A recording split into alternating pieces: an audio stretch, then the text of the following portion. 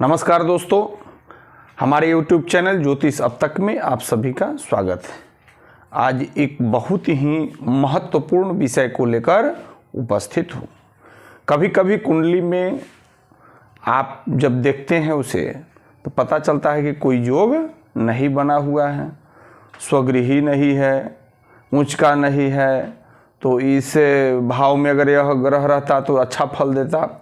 लेकिन कुंडली में कुछ अति विशिष्ट कारक ग्रह भी होते हैं जो किसी विशेष घर में बैठकर आपको विशेष लाभ पहुंचाने वाला होता है। किसी भी लग्न की कुंडली हो, लेकिन वह ग्रह किसी विशेष भाव में बैठकर वह बहुत ही शुभ फल देने वाला बन जाता है। वैसे ही ग्रहों के लेकर आज हम उपस्थित हूँ, जो है अति विशिष्ट कारक ग्रह। किसी विशेष भाव में वह ग्रह बैठकर अति विशिष्ट फल देने वाला बनता है।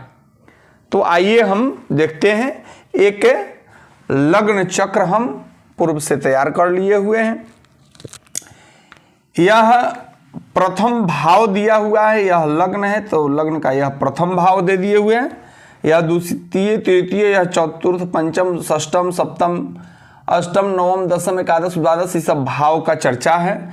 यह मेष लग्न की कुंडली नहीं है, यह भाव लिखा हुआ है।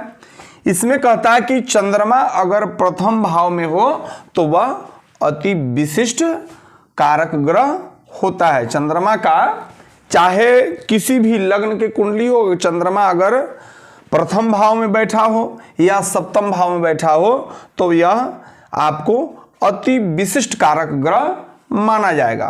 उसी तरह से द्वितीय भाव में अगर केतु और अष्टम भाव में अगर केतु बैठा हुआ है तो यह भी अति विशिष्ट कारक ग्रह माना जाता है। उसी प्रकार से तृतीय भाव में और छठे भाव में राहु अति विशिष्ट कारक ग्रह माना जाता है।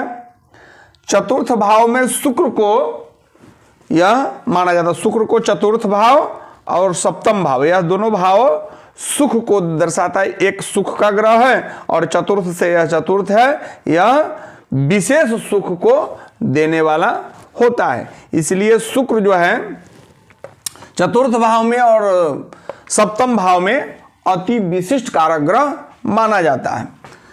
पंचम भाव में गुरु अति विशिष्ट कारक ग्रह बनता है। यह किसी भी लग्न की कुंडली हो, इस भाव को दर्शाता है कि इस भाव में पंचम भाव में अगर बृहस्पति हो, यह वृष लग्न की कुंडली हो, मिथुन लग्न की कुंडली हो, किसी भी लग्न की कुंडली हो, अगर पंचम भाव में बृहस्पति हो तो यह इस कुंडली का अति विशिष्ट कारक ग्रह बनता है। उसी तरह से सप्तम भाव में शुक्र और चंद्रमा, छठे भाव में शनि राहु पूर्व बता दिया गया। अब है आठवें भाव में केतु और फिर नौवें भाव में बृहस्पति हूं।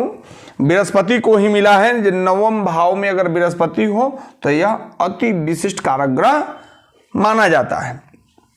10वें भाव में मंगल और राहु को, अगर राहु अगर 10वें भाव में है, मंगल 10वें भाव में है, ऐसा नहीं है कि राहु और मंगल दोनों 10वें भाव में हो, यह नहीं हमारे कहने का मतलब है। यह दोनों में से कोई भी यहां पर हो तो वह अति विशिष्ट कारक ग्रह माना जाता है। दोनों में से कोई भी एक हो, जो भी दो ग्रह दिए हुए, कोई जरूरत नहीं है दोनों ग्रह बैठे तब ही वह अति विशिष्ट कारक ग्रह माना जाता है, वैसा बात नहीं है। कोई भी मंगल या राहु में से कोई भी अगर इसमें दसम भाव में बैठा हो तो वह अति विशिष्ट कारक ग्रह माना जाता है। 11वें भाव में सूर्य और बुध को अति विशिष्ट कारक ग्रह माना गया है, चाहे वह किसी भी लग्न की कुंडली हो। सूर्य और बुध अगर 11वें भाव में बैठा हो तो वह बहुत ही अच्छा परिणाम देने वाला होता है। 12वें भाव में शुक्र अति विशिष्ट कारक ग्रह माना जाता है। तो यह रहा अति विशिष्ट कारक ग्रह। यह किसी भी लग्न में हो, किसी भी लग्न की यहां चर्चा नहीं है, किसी भी लग्न में अगर यह इन भावों में यह सब ग्रह बैठा हुआ है तो वो उसका फल बहुत ही अच्छा देने वाला होता है। समझ नहीं पाता है कि यह इस कुंडली है और इस शत्रु भाव, शत्रु के घर में बैठा हुआ है, ये मित्र के घर में बैठा हुआ है, नहीं स्वगृही है, नहीं, इस सब का चर्चा नहीं है।